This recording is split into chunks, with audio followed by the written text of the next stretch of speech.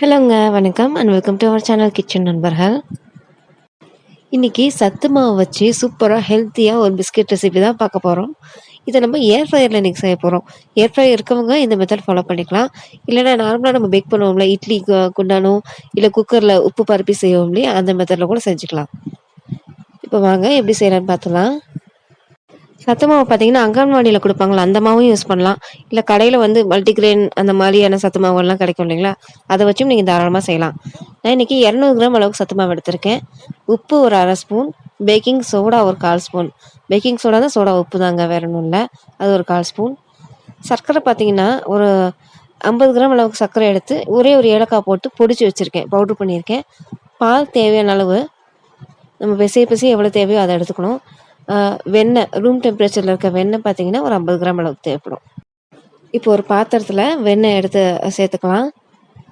இந்த வெண்ணெய் பார்த்தீங்கன்னா கண்டிப்பாக ரூம் டெம்பரேச்சரில் தான் இருக்கணும். ஃப்ரிட்ஜில் வச்சுருந்தீங்கன்னா ஒரு மணி நேரத்துக்கு முன்னாடி எடுத்து வெளியே வச்சுருங்க. வெண்ணெய் இல்லைன்னா நீங்கள் தாராளமாக நெய் கூட சேர்த்து செய்யலாம். இதே அளவுக்கு நெய் சேர்த்துக்கோங்க. நெய் சேர்த்தாலும் நல்லா நெய் பிஸ்கெட் மாதிரி வாசமாக நல்லா தான் இருக்கும். இந்த வீடியோ ஃபுல்லாக பார்த்தீங்கன்னா எங்கள் வீட்டில் இருந்த எல்லா குட்டீஸும் சேர்ந்து தான் அதை செஞ்சாங்க. ஸோ கொஞ்சம் கலைபரமாக தான் நடந்துச்சு இந்த வீடியோ. பட் டேஸ்ட் நல்லா வந்துச்சு பிஸ்கெட். கண்டிப்பாக நீங்கள் நம்பி இது ட்ரை பண்ணலாம். அடுத்து சர்க்கரை சேர்த்துக்கலாம், பவுட்ரு பண்ண சுகரை. பாருங்கள், அதுவும் நான் தான் போடுவேன்னு சொல்லி என் கையை பிடிச்செல்லாம் போட்டாங்க. நான் 50 கிராம்னா ஃபுல்லாகவே போடல, டேஸ்ட் பண்ணி பார்த்துட்டு அதுக்கப்புறம் தான் சேர்த்துக்கிட்டேன். ஸோ நீங்கள் மாவெல்லாம் போட்டு பிசைஞ்சதுக்கப்புறம் டேஸ்ட் பண்ணி பாருங்கள். பத்தலைன்னா கொஞ்சோண்டு அப்போ சேர்த்துக்கலாம் சுகர். ஸோ இந்த வெண்ணெயோடு சேர்த்து இந்த சுகரையும் நல்லா பீட் பண்ணிக்கணும்.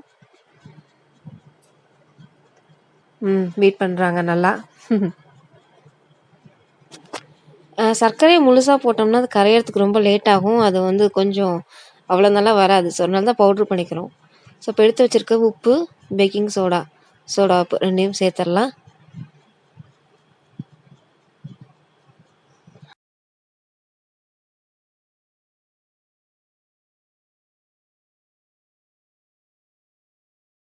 அடுத்து சத்து மாவு சேர்க்குறோம். சத்து மாவு பார்த்திங்கன்னா கொஞ்சம் நான் நல்லா சளிச்சு எடுத்துட்டேன், அப்படியே சேர்க்கல. ஸோ நீங்களும் சளிச்சிட்டு அப்புறம் சேருங்க. இதையும் மிக்ஸ் பண்ணிவிட்டு இது வந்து கையில் பிசைய ஆரம்பிச்சிருங்க, ஏன்னா விஸ்க் வச்சு பண்ண முடியாது. வெண்ணெயோட மட்டும் நம்ம மாவு சேர்த்து பிசையும் போது நம்மளுக்கு பிடிச்சா இப்படி பிடிக்க வரணும். அப்போ தான் நம்ம போட்டிருக்கோட வெண்ணெய் அளவு சரியாக இருக்குன்னு அர்த்தம். பட் நம்ம இன்னும் பால் சேர்த்து இன்னும் கொஞ்சம் பிசையணும். எல்லாம் ஒன்று திரண்டு வரணும்.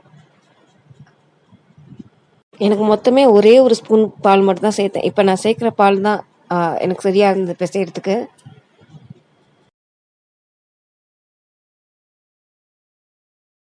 உங்கள் வீட்டில் குட்டீஸோட நீங்களும் இந்த பிஸ்கெட் சேர்ந்து செஞ்சு பாருங்கள். என்ன கொஞ்சம் செய்கிற டைமிங் தான் கொஞ்சம் எக்ஸ்ட்ரா ஆகும், பட் நல்லா அவங்களுக்கு நல்லா ஃபன்னாக போகும்.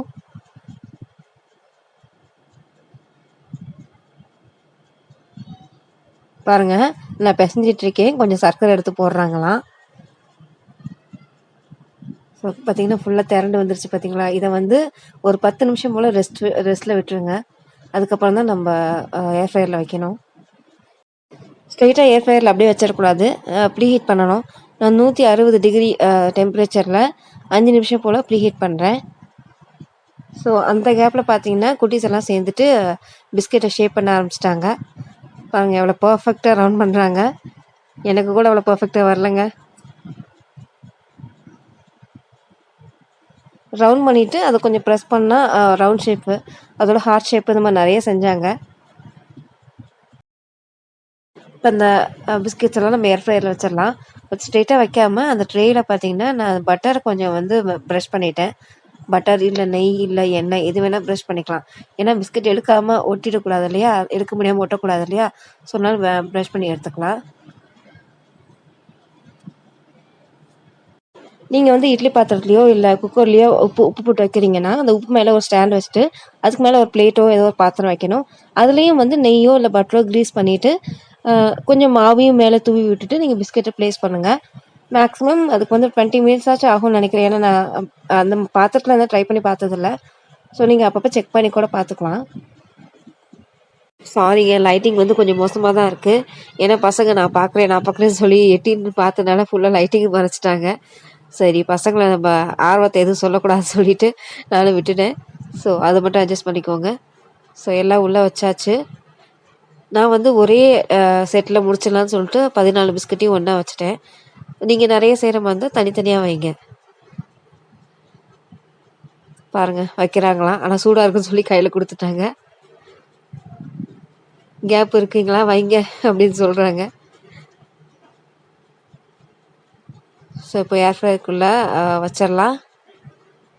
டெம்பரேச்சர் பார்த்தீங்கன்னா அதே 160 டிகிரி டெம்பரேச்சரில் நான் முதல்ல 7 நிமிஷம் வச்சேன்.